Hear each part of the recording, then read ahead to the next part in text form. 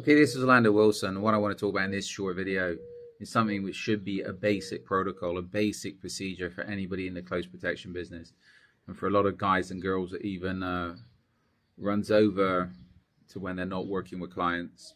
And that is whenever you're in a restaurant, whenever you order food in a restaurant, always ask for your bill as soon as you order the food. Do not wait for the meal to be served, for you to eat the meal, to then get your check, then get the bill.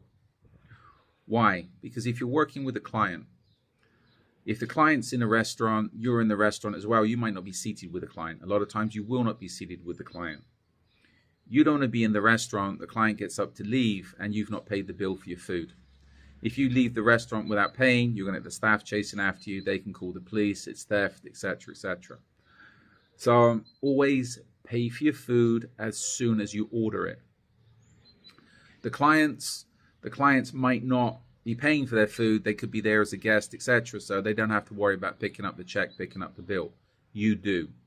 So a basic protocol, whenever you're in a restaurant, where always, as soon as you order your food, pay as soon as possible. Get that out the way. That way, you're free to leave. You're free to get up and walk out. If there's an emergency, if there's a problem, if the client leaves, there's no issues with one of the waiters chasing after you because you've not to pick up your check. These days, somewhere else which can be difficult, problematic, is coffee shops. And I'm talking the coffee shops which are self-service, like in the US, the Starbucks, etc. You get a client that goes into Starbucks. This is for if you're providing close protection. The client always makes sure, stand back and make sure, especially if you're providing protective surveillance, that the client is actually staying in the coffee shop. He's not going to just order his drink and walk out. This should have been worked out beforehand. You should know what they're doing, but a lot of times you don't, especially if you're providing protective surveillance. So you don't be stood in the queue, you don't want to make your order, or you're trying to make your order and the client picks up their drink and walks out the coffee shop. Always know what they're doing, whether they're staying, whether they're going, before you stand in the queue, before you place an order.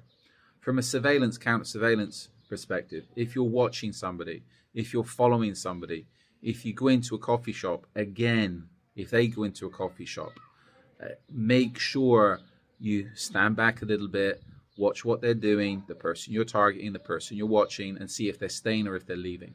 Why? You don't want to be in the queue, again, ordering a drink, paying for a drink, and they leave the coffee shop. You can lose your target.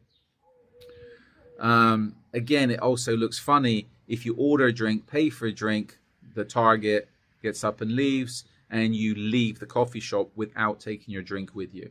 Again, if anybody's a little bit surveillance aware, they might pick up on that fact, which might compromise you. And if people are saying, well, why would you go into coffee shops to follow somebody, to watch somebody that's too close?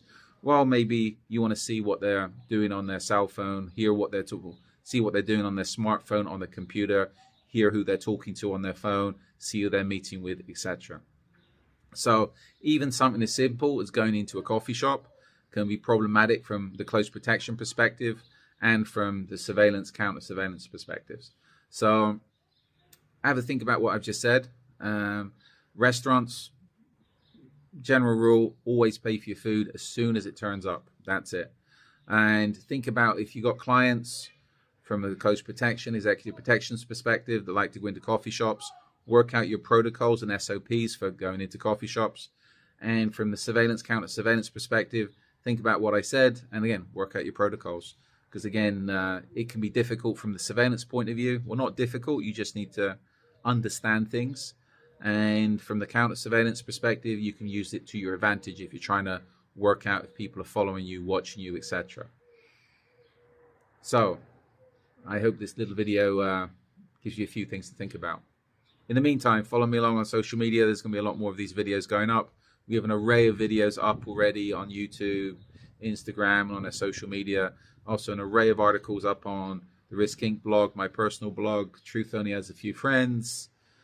And I have an array of books up on Amazon that talks about various aspects of the close protection, security business, kidnap and ransom, also crime fiction. And don't forget, we still provide, as we've always provided, in a range of security, protection, investigation services internationally. And we also offer now due to advances in technology, online virtual consultancy services.